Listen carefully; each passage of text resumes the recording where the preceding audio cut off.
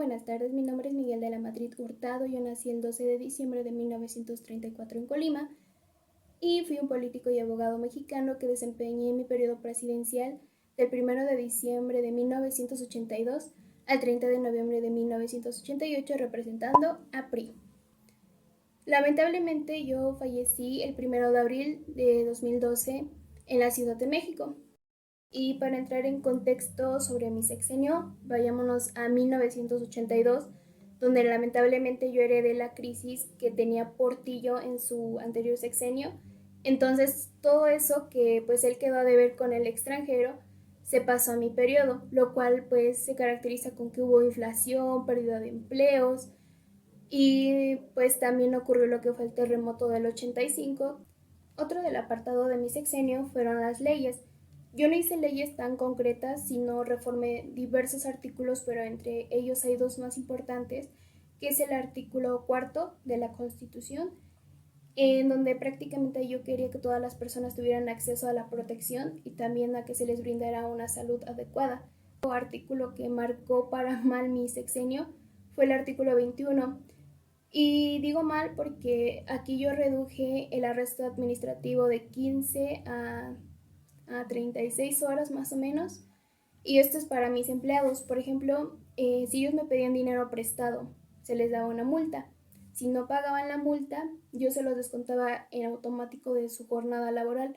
Además, por la deuda que me heredó Portillo, yo traté de promover el programa PEER, que es el programa inmediato para la recuperación económica. Yo lo que quería hacer aquí fue no enfocarme tanto en dar trabajo para personas del extranjero, sino que mis propios países o estados salieran a flote. Por ejemplo, Colombia, que es uno que ha estado en escasez económica, yo me enfoqué también en él para que varios empleados tuvieran un trabajo fijo y pues gracias a este programa muchos países pudieron salir a flote y eso me ayudó a mí porque si el gobierno tiene países pues ricos en economía, obviamente las deudas van a salir a flote.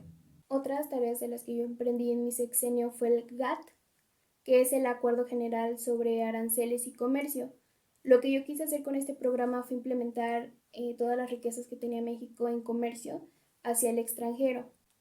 Y otra de las cosas que promoví fue el FCE, que es el Fondo de Cultura Económica, y esto traté de hacerlo a otros países porque este se basaba en el editorial de libros de lengua extranjera.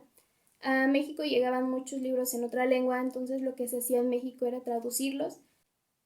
Además, en mi sexenio yo quería ayudar a los mexicanos, pero ya en 1983 se creó el grupo de Contadora.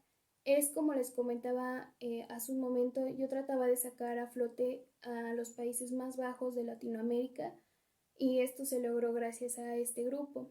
Además de que fomenté varias instituciones, como fue la institución mexicana de la radio, también la institución mexicana de la TV, que es Imevisión, y la institución cinematográfica de IMCINE, las cuales funcionaron como una trina perfecta, porque así mantenían a los mexicanos en constante información de lo que acontecía en México.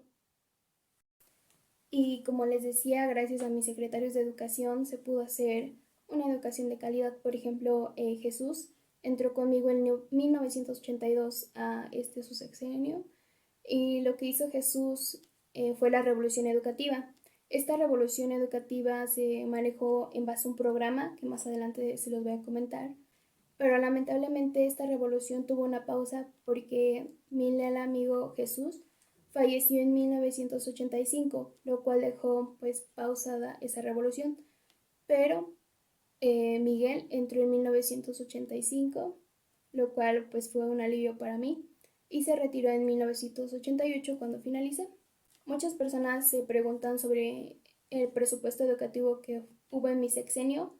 No les puedo decir una cifra realmente estable porque hay muchas variaciones en ello, ya que pues el dinero lo destiné para varias cosas y en especial para el extranjero. No hubieron fallas en el sector educativo en absoluto, pero hubo una reducción.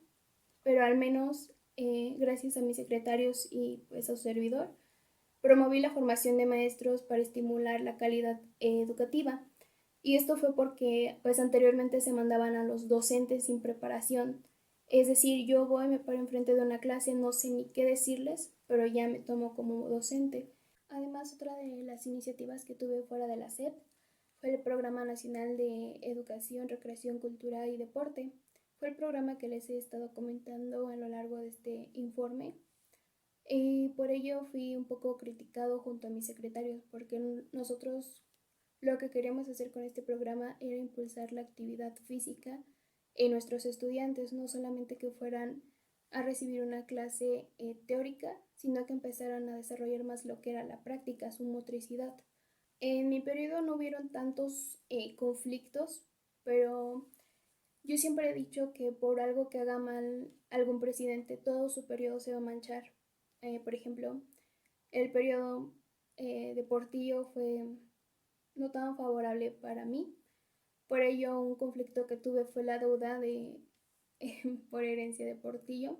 Por ello, reformé los artículos, como fue el artículo 21, el que también fue muy criticado por parte del pueblo, al rebajar pues salario de los empleados si no pagaban la deuda que tenían con el gobierno. Además de que fue el terremoto del 85 y esto surgió porque muchas personas creían que no iba a hacer nada al respecto, además porque yo no acepté ayuda del extranjero y eso era porque yo lo que menos quería era ya que el extranjero pues viniera aquí para que nos endeudáramos con ellos, sino que México saliera a flote solito. Por ello, otro conflicto que marcó mi sexenio fue la crisis y la austeridad. Lamentablemente por lo de Portillo, pues al inicio los empleos eran muy bajos porque no había suficiente pues dinero para pagarles a los empleados.